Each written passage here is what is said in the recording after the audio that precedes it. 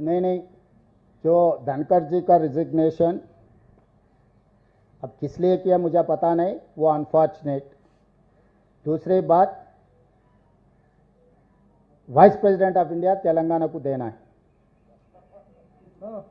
क्योंकि पिछले बार हमारा वेंकैया नायडू था, राष्ट्रपति बनाने के लिए चर्चा हुए, उनका अन्याय किए, वापस भेज दिए दिल्ली से, घर खाली करवा दे के तेलुगु भाषा बोलने वाले को आप घर वापसी कर दिए।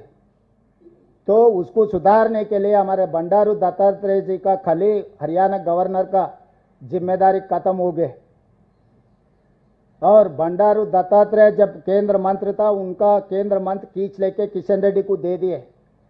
हमारा बंडी संजय जी अध्यक्ष था, आज ब्राह्मण रामचंद्र राव को दे दिए। तो साउथ और खासकर तेलंगाना में जितने भी ओबीसी है, सबका गला काट दिए एनडीए ने। सो सौकुन माफ करने के लिए दत्तात्रेय जी को वाइस प्रेसिडेंट बनाया तो ठीक रहता है,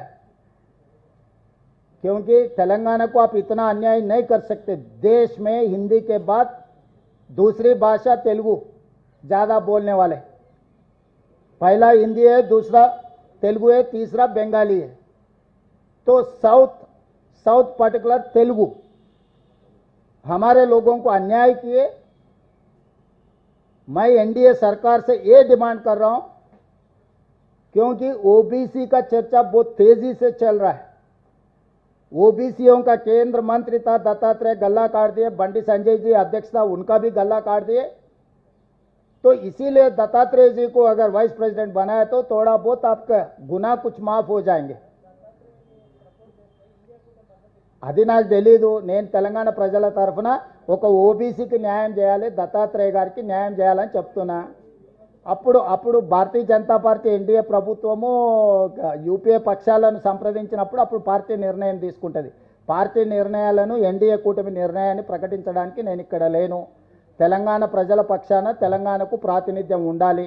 ఢిల్లీలో ఎదిగిన మా ప్రాంత నాయకత్వాన్ని కేంద్ర ప్రభుత్వము ఎన్డీఏ పూర్తిగా తలలు కోసేసి నాయకత్వమే లేకుండా చేసే ప్రయత్నం చేస్తున్నారు। ఇది ఒక కుట్ర, ఆ కుట్ర తెలంగాణ ప్రజలు గమనిస్తున్నారు। కాబట్టి దత్తాత్రేయ గారు లాంటి వాళ్లకు వైస్ ప్రెసిడెంట్ ఇస్తే సౌమ్యుడు, అందరు ఆమోదయోగ్యం ఉంది।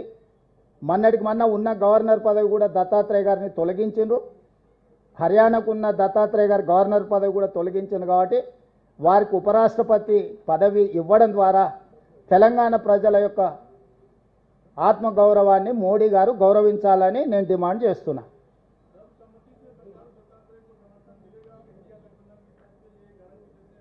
अभी मोदी जी खत मुझे लिखे तो मैं जरूर जाके पूछूंगा कि एनडीए अलायंस से चलो भाई, हमारा तेलंगाना वासी है, दत्तात्रेय ठीक ठाक आदमी है, इनको मदद करने के लिए मैं कोशिश करूंगा।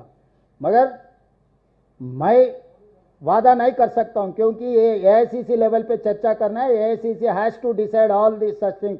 This is not in my purview, but definitely on behalf of Telangana, definitely I will request my leadership.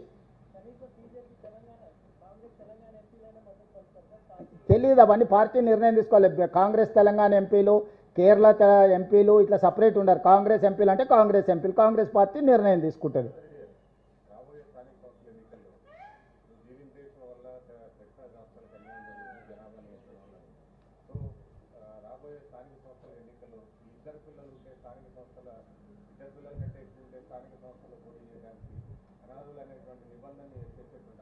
ఆలోచన చేద్దాం, సీరియస్గా ఆలోచన చేస్తున్నా। మా పార్టీలో 5 మంది పిల్లలు ఉన్న వాళ్ళకుంటే వాళ్ళకి మొదటి ప్రాధాన్యత ఇస్తా టికెట్ ఇచ్చేటప్పుడు। బోలో క్యా బోల్